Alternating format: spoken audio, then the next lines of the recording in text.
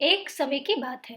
एक जंगल में एक खूंखार शेर रहता था। उसे शिकार करने में बहुत मजा आता था। जंगल के सभी जानवर उस शेर से डरते, उसे देखते ही छुप जाते। एक रात सभी जानवर जंगल में इकट्ठा हुए, ये सोचने के लिए कि शेर का किया क्या जाए। अरे वो शेर हमें 2 मिनट भी घास चैन से नहीं खाने देता। हम हिरन तो उससे परेशान ही हो गए हैं। हाँ हाँ, वो हमारी पूंछ के पीछे भी पड़ जाता है और कभी पंजा मार देता है, कभी अपना दांत गड़ा देता है। हम भी उस शेर से बहुत परेशान हैं। लोमड़ियों की नेता बोली, अरे तुम सबके शरीर में तो मांस है। मैं बूढ़ा कछुआ पत्थर जैसा शरीर लेकर घूमता हूँ। वो शेर मेरे शरीर को भी खाना चाहता है। कछुए ने दुखी होकर कहा, पर करे तो क्या करे उस शेर का, वो तो मुझसे भी नहीं डरता।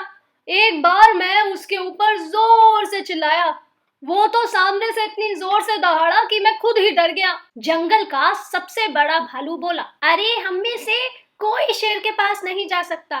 जा सकता है तो बस बड़ा वाला हाथी। तो हम सबको हाथी दादा के पास चलना चाहिए ताकि वो शेर से बात कर सके। सारे जानवर हाथी दादा के पास पहुंचे। भालू ने हाथी दादा के पास जाके कहा, अरे हाथी दादा, हम सारे जानवर उस शेर से परेशान हो गए हैं। वो कभी हिरण को खा लेता है, कभी लोमड़ी को, कभी बेचारे कछुए के पीछे पड़ जाता है। आप हाथी दादा जाकर शेर से बात कीजिए ना। हाँ भाई, मैंने देखा है कि ये जो नया शेर आया है, इसे जंगल के नियम नहीं पता। ये शिकार अपनी भूख के हिसाब से नहीं बल्कि लालची होकर करता है। तो ठीक है, मैं कल जाकर शेर से बात करूंगा। मुझे रात का समय दो, मैं कुछ सोचता हूँ। अगले दिन हाथी शेर राजा के पास पहुंचा। शेर राजा की जय हो महाराज की। शेर खुश हो गया और बोला, हाँ हाथी, तुम्हारा यहाँ आना कैसे हुआ? महाराज, मैं जानवरों की विनती लेकर आपके पास आया हूँ। वो चाहते हैं कि आप शिकार थोड़ा कम कर दीजिए। अच्छा, जानवरों की इतनी मजाल कि वो मुझे कहे कि मैं शिकार कम कर दूं, तो क्या करूं? मैं भूखा मर जाऊं? अरे भूख लगती है तभी तो खाता हूँ, तभी तो शिकार करता हूँ। अब तो मैं और भी शिकार करूंगा। नहीं नहीं महाराज, आप तो जंगल के राजा हैं, हम आपको कोई परेशानी नहीं होने देंगे।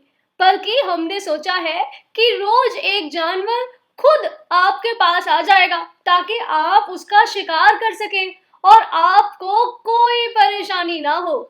वाह, कोई जानवर मेरे पास खुद आ जाएगा और मुझे शिकार करने जाना भी नहीं पड़ेगा।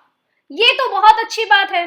तो ठीक है, आज से तय हुआ कि रोज कोई ना कोई जानवर मेरे पास आ जाएगा मेरा भोजन बनकर। अब बेचारा कभी नन्हा हिरन शेर की गुफा के पास भोजन बनकर जाता, तो कभी लोमड़ी खुद चलकर जाती उस लालची शेर के पास। एक दिन एक नन्हे खरगोश के पास आकर हाथी का बच्चा बोला, अरे खरगोश, तुम्हारी बारी है शेर के पास जाने की। ठीक है, मुझे पिताजी ने कहा है तुम्हें यह संदेश देने के लिए। तुम आज चले जाना ध्यान से शेर के पास। आज शेर तुम्हारा शिकार करेगा। ठीक है नन्हे दोस्त, जाकर अपने पिताजी को कह दो कि ये नन्हा खरगोश नन्ही सी जान उस आलसी शेर के पास शिकार बनने के लिए चला जाएगा। वो बिल्कुल चिंता ना करे। खरगोश बेचारा शेर की गुफा के पास जाने लगा, पर तभी नन्हे खरगोश को एक विचार आया। उसने कहा, ये शेर हमेशा सारे जानवरों को परेशान करता है। आज आज मैं इसको मजा चखाता हूँ। और फिर वो पूरे जंगल में इधर उधर घूमा और बहुत समय पेड़ के नीचे सोने के बाद शेर के पास पहुंच। खरगोश को देखकर शेर जोर से घुर्राया।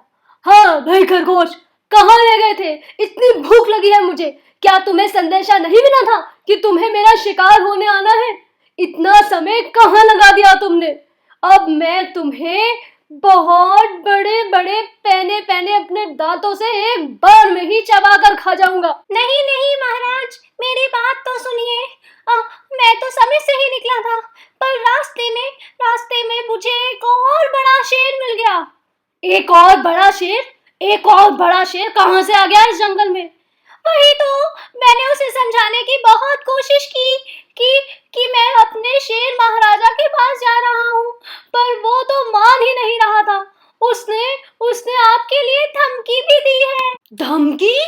कैसी धमकी?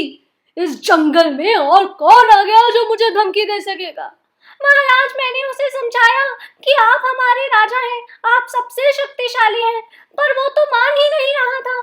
उसने कहा कि अपने राजा को बोलो कि आकर मुझसे लड़े और जो जीतेगा वही इस जंगल का राजा होगा और फिर वही वही, वही तुम्हारा शिकार करेगा। तुम अभी मुझे उस शेर के पास लेके चलो, मैं उसे अभी मजा चखाता हूँ।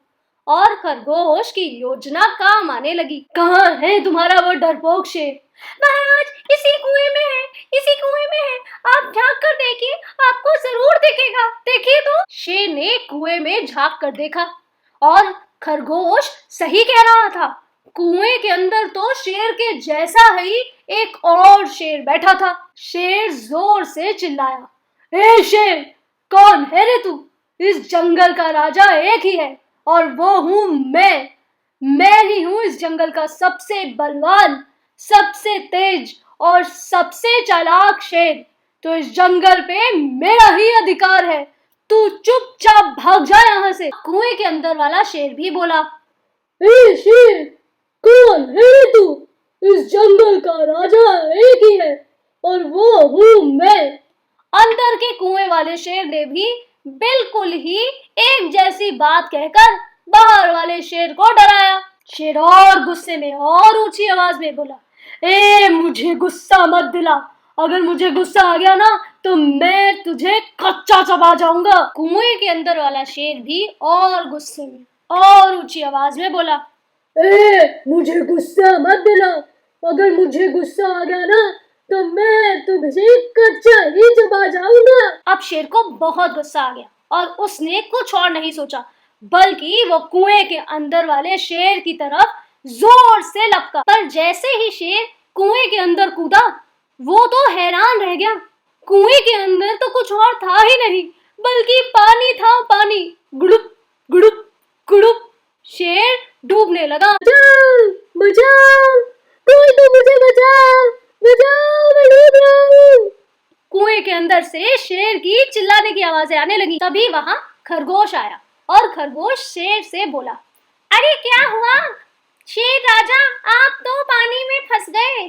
हाँ खरगोश, मुझे बाहर निकालो, बाहर। ऐसे नहीं, पहले वादा कीजिए कि आप जंगल के जानवरों को परेशान नहीं करेंगे। अगर आपने परेशान किया तो हम वापस आपको कुएं में डाल देंगे।